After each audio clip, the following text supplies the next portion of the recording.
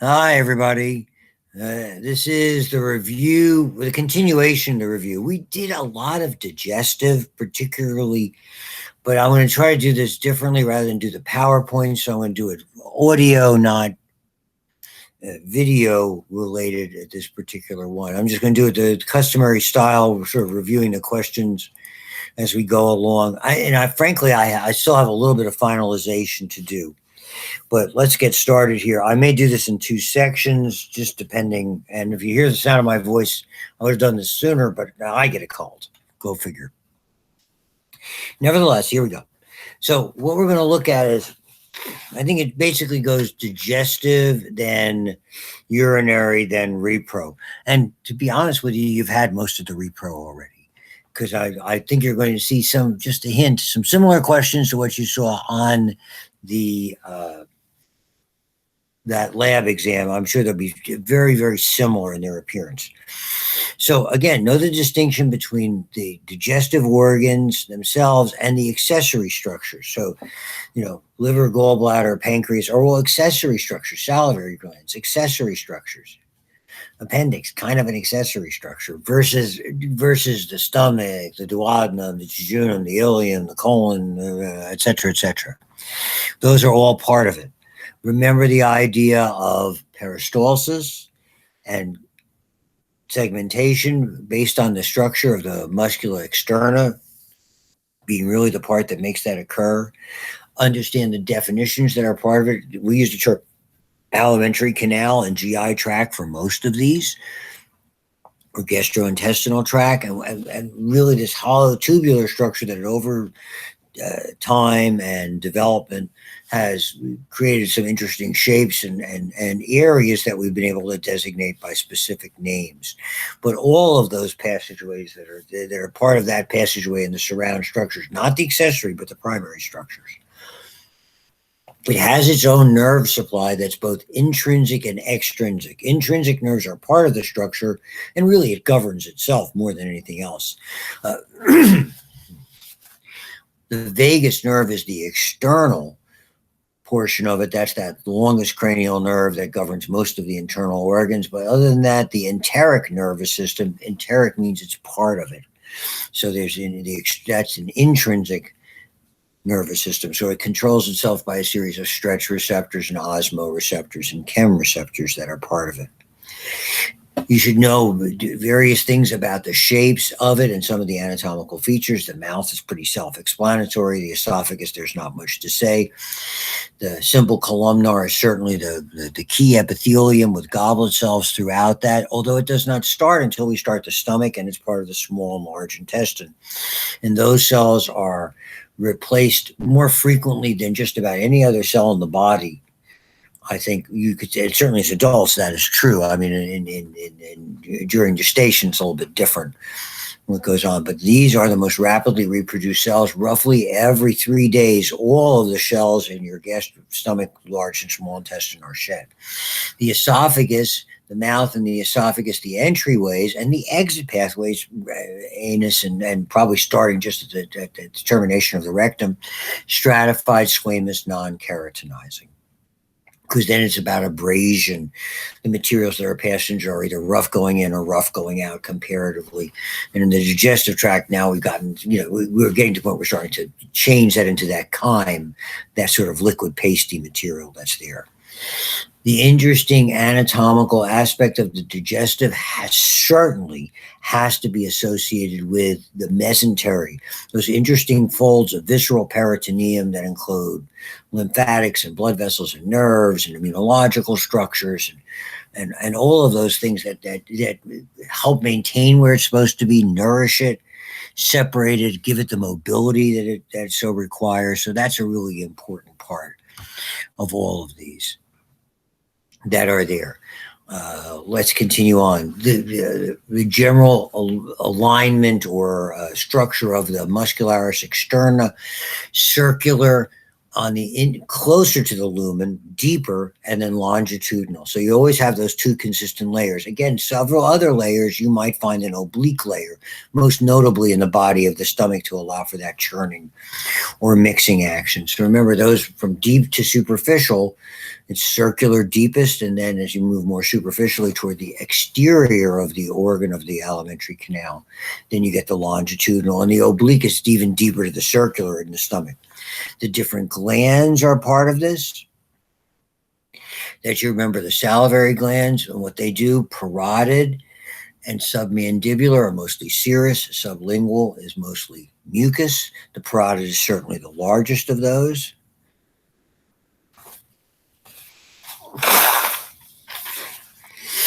Anatomically, most of the circulation comes from three different areas. If we think about the arterial circulation, we have the celiac plexus, which feeds the liver, the hepatic artery, which effectively is a branch of the celiac artery, which is a branch of the abdominal aorta.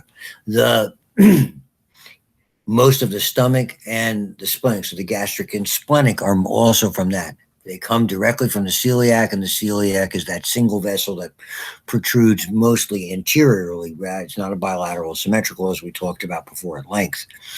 That's there. So that is what's involved with that circulation. The superior mesenteric is next. That's mostly small intestine, while and again, there's some overlap in the small and large intestine, but mostly small is superior, mostly large is inferior mesenteric. The return circulation is by way of the hepatic portal vein, which has to go to the liver by small venules, collects as it percolates through the liver, as you remember the way it was described, into that central vein. The central vein comes up and becomes hepatic veins from either side that feed into the inferior vena cava. That's there. Anatomically, the esophagus ends at the stomach. We call that the cardiac sphincter because that narrowing, it's not really a true valve like we see with heart valves. It's just a narrowing or thickening of the smooth muscle in that area to create a valve-like structure. Very well known because of GE or gastroesophageal reflux disease, hiatal hernia. The opening is called the hiatus, and that's one of the three hiatus openings in the diaphragm. That's all it is. It's there. So in a hiatal hernia, it's almost though there's an outpouching. It's almost like a protrusion upward of some portion of the stomach mucosa into the esophageal area. That creates a defect that allows for the acidity to bubble up and create significant irritation, which can be extraordinarily damaging. And some of us, it just happens transiently when we eat or drink something or things like that. Sometimes it can be really, really long-term problematic. Really, there's more mechanical digestion anywhere in the mouth and the esophagus. There's a little bit of chemical that starts up in the mouth with amylase and a little bit of lipase, but that's about it. There's not a whole lot after that until it gets to the stomach. And the stomach is still mostly mechanical because that mixing and churning, though, it's where we first begin to see protein digestion or a little more fats being digested. But basically, we start mechanically because you got to pound that stuff, pound the bolus of food down, and eventually, as it leaves the stomach, it makes the transition of chyme. The stomach is divided anatomically into cardia, where it enters. The dome-shaped portion is next. It goes up under the diaphragm, and then the body, where most of the mixing action. And as it works its way through the body, again, by that series of interesting peristaltic waves, it works its down to pylorus, which starts with the antrum until it narrows at the pyloric sphincter. When the stomach is empty, just like the bladder, we have characteristic folds or ridges which help that pummeling or breakdown process called rugae. You'll remember those. And they're part of it as well.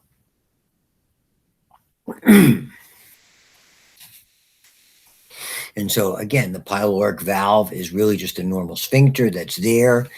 Sometimes it's too narrow, then stenotic. Sometimes it's very, very tight, and we call it a stricture. I mean, they're different, but normally the normal junction point, the thickenings, are the valve itself. That leads into the small intestine, which is the duodenum, and which is about a C-shaped and maybe about 10 to 12 inches. That encircles the head of the pancreas. Very, very important because of the openings for the pancreas, the common bile duct, which is now called the hepatopancreatic sphincter, and even a little accessory duct that does the same thing, all in that roughly that same area. It's retroperitoneal in the sense that it's stapled or tacked down for stability within that area. It's that really pivotal portion. Then the really long portions, first roughly 8 feet and then 12 feet of significantly rotated back and forth, swirled, or I don't know if twirl is the right word, but compacted small bowel. First the jejunum, and then the longer part, the ileum, which is spelled I-L-E-U-M, not I-L-I-U-M. Yeah, I don't think I have any one of those where I have those two names in the same question, but that's worth noting. That's there, and that's where the vast majority of digestion, chemical digestion and absorption certainly takes place, dramatically so. The small bowel has those characteristic changes that we talked about at length.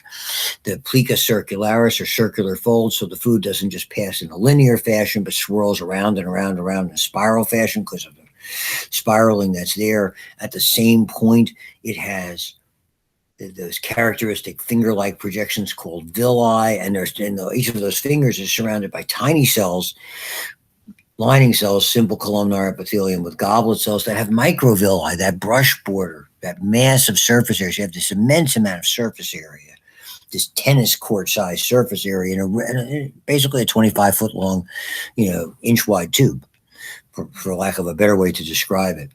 There are indentations called crypts, as you remember from the lab exam, and then there are pits, P-I-T-S, that we find in the stomach, and that has those characteristic cells that you should remember, the mucous neck cells that have an unknown function in the gastric pits, the parietal cells that make the hydrochloric acid, and the intrinsic factor, the chief cells that make the pepsinogen, because remember it's secreted in its ogen or inactive form and then activated by hydrochloric acid and the pepsin that it makes. And lastly, the G cells, or enteroendocrine cells, G because they not just stomach, but they make gastrin, that powerful chemical.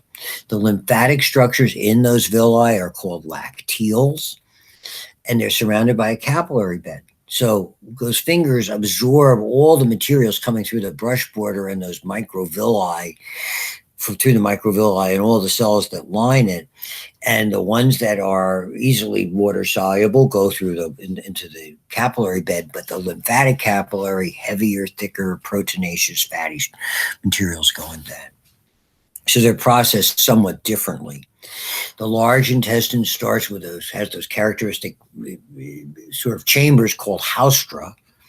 So the haustrum being the singular, the first one of those is the cecum, and what protrudes from that somewhat inferiorly and medially is the appendix, or vermiform appendix. That's what comes off that. That's part of the cecum. We can see outpouchings as people get older. Those are what diverticuli is, an outpouching of anything. I have one in my bladder, but that's called a diverticuli, leads to diverticulitis and osis that we'll talk about in the physiology and disease part of the program. It has the colon is maintained with ascending transverse, descending sigmoid by a series of bands of smooth muscle that have a very distinctive appearance that you be able to see with regard to that. So it's one of those different things that we see: the haustrum, the epiploic appendages, and then because it looked like a tendon, they called it the tinea coli, or the tendon of the colon. Those three bands of smooth muscle that help to sort of maintain the positioning of that. And the epiploic appendages are those fatty deposits that look like little teardrops. The portal system is that double capillary, because you have capillary beds in the intestines. They lead to a vein called the hepatic portal vein, which leads to the capillary bed in the liver. Hence, it's a double capillary bed. And the portal systems are like that. P-O-R-T-A-L, you have one in the pituitary that we'll get to when we look more closely at endocrine, where those capillaries in the liver are sinusoidal. Fenestrated capillaries are ones we find in the kidney. They have those little windows or perforations so the kidney can act like a filter. The kidneys are located anterior to the rib cage, with the adrenal glands on top of them behind the intestinal tract. They're small. They're about the size of a fist, maybe about 8 ounces per kidney. They're in the retroperitoneal. They're very, very stable. And retroperitoneal also are the ureters, bladder, and urethra. So it's a system that has those stable points. So the digestive tract can move while these do not. The kidneys have that very distinctive internal architecture. Cortex, where really the glomeruli are located and the glomerular filtration process occurs, and the medulla, which is really where the finalization and collection occurs more than anything else, where all those tubules and collecting ducts are located. So there's usually around 7 pyramids or so, and the pyramids centrally come to their tip or apex. The base is located more peripherally, the cortex on top of it. The tissue in between the pyramids are the columns. Those are where the blood vessels are located. The pyramids themselves, again, have mostly tubules and collecting ducts where the urine is collected. So the pyramids are in the medulla, where the glomerular structures are in. Even the juxtamedullary nephrons are still, technically speaking, in the cortex themselves. Certainly the glomerulus part of it is. So understand what's interesting about any of these glomeruli is they're unique because they have an artery coming in and an artery coming out. Usually when you go to a capillary bed, you have arterioles going in and venules going out, not in the kidney, because the glomerulus is about filtration. The oxygen in that blood doesn't have to make that system work. Pressure, this high pressure filter, works because of blood pressure. So you have an afferent incoming and an efferent arteriole. That's there. When people do have problems with accumulation of calcium or blood or bacteria forming a core, which we call a nidus of a stone, we typically see those, we call them kidney stones, but usually they're in the ureter. The ureter has those kind of folds that look a lot like the esophagus, so it's easy for little particles to get trapped when it's empty and then cause spasm. And actually that's what the pain comes from, spasm, which is called colic, when smooth muscles spasm. Colic, like a baby having colic. So that's really an important feature. So yeah, in the glomerulus, we have fenestrated. In the liver, we have sinusoidal capillaries. Mostly everywhere else, we have continuous capillaries that are only unusual in the brain because of the blood-brain area. The renal arteries are much proportionally wider than other arteries as they work their way off. And typically, as arteries get smaller or thinner, as you work your way down the aorta, all the little branches that come off, but not the renals, they're wider because it's a high pressure filter. And you will see all of those kinds of things that are there as well. And don't forget, there's questions about flow. So once it comes, those collecting ducts all come together at the tip of the pyramid and form a minor calyx. Two or three of those minor calyces form a major calyx. The 2 or 3 major calyces form the renal pelvis. The renal pelvis, again, a series of funnels, and basically the tubular portion of that funnel, not the conical portion, becomes the ureter. And the ureter then leads to the bladder, and then the urethra, and then out. That it is. The trigone is that interesting structure at the ear, at the sort of the base level, the triangular structure where the ureters enter and the urethra exit. Again, they're mostly in the under area. It's relatively flat. That's where the bladder doesn't have the rugal folds. That's an area where infection will tend to grow because there's less motion in that particular area. The bladder epithelia is transitional, which is different. Transitional because it's really a stratified squamous non-keratinizing, but rather than being squamous, it's a stratified epithelia rather than being squamous or flattened. When the bladder is empty, it is more rounded. Those cellular forms that are most superficial away from the base, the muscular base, and the lining in transitional are rounded when the bladder is empty, and they appear flat, looking squamous when the bladder is filled. That's an optical illusion. It's not like the layers change, but they transition. So when the bladder is empty, you see the rugal folds or the rugae, and then you don't see them, so to speak, when the bladder is filled like that. So we look at different segments that are there. When we look at the nephron, remember the nephron is both the structural and functional unit.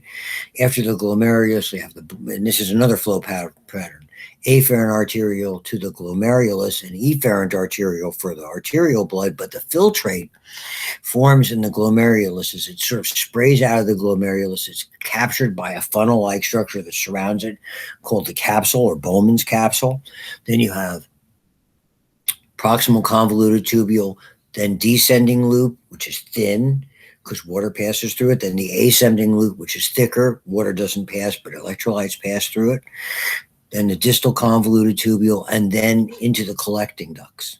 And one collecting duct captures a lot of distal convoluted tubules.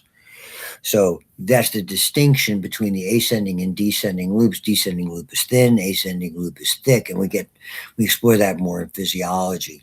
The proximal convoluted tubule comes at the end of the Bowman's capsule and then ends at the start of the descending limb of the nephron loop. Most of those convoluted tubules, the lining is, and it's different subtly, but basically it's simple columnar. There's a little more activity in the proximal than in the distal because there's more absorption and secretion in the proximal than there is necessarily in the distal, but still simple cuboidal, more so than anything else. And then once again, you'll review the primary and secondary structures. When it comes to reproductive, remember the ovaries and testes are the primary, everything else is the accessory or secondary structures that are there. Okay. So that's something that's really important to remember.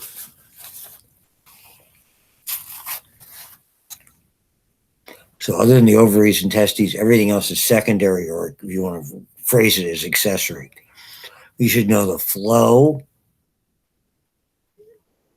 of when, say, coming from the testes, where the sperm make their way into the epididymis, then through the vas deferens, then into the ejaculatory duct, and eventually into the urethra.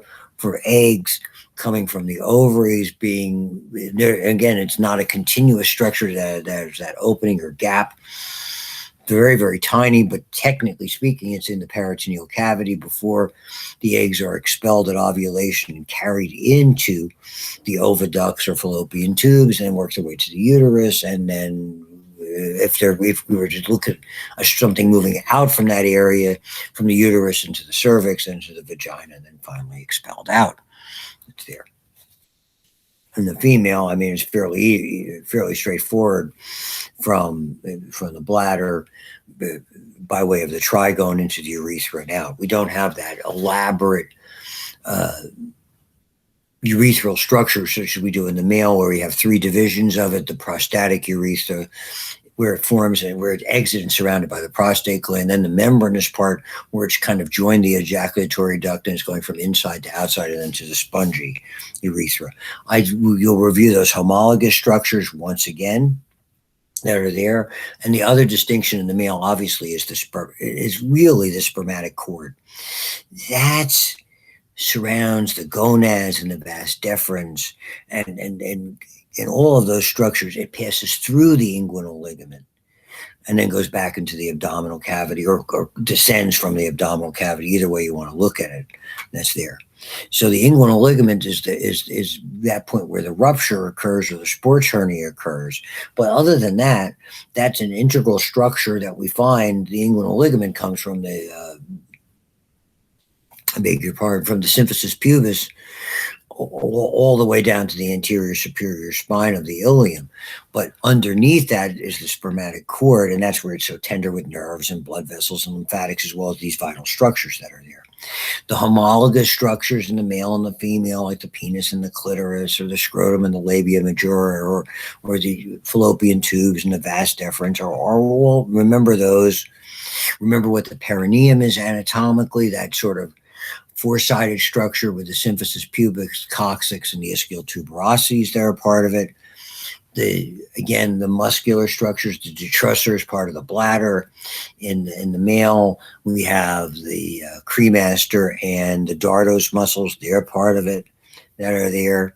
Sperm are produced in seminiferous tubules. Eggs are produced in the cortical area of The ovaries that are there, the divisions of the male urethra are certainly important. The glandular structures are so important in male. The largest are the seminal vesicles. They produce the bulk of the ejaculant. The milky contribution, that white contribution, which has somewhat of a role of activation of the sperm, that comes from the prostate.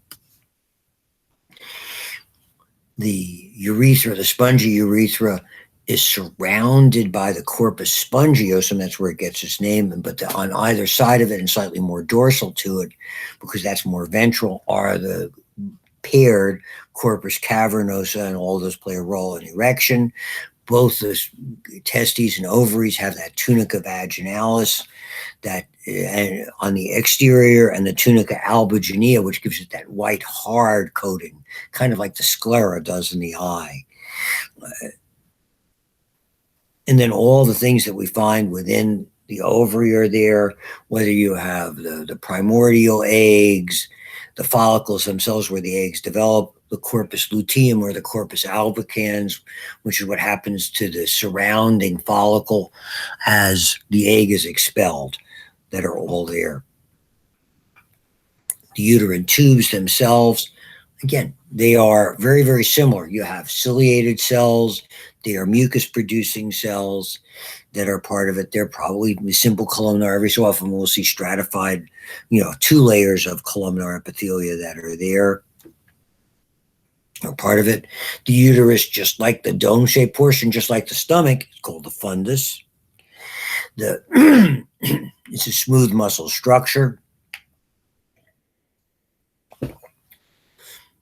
Pardon me, which is,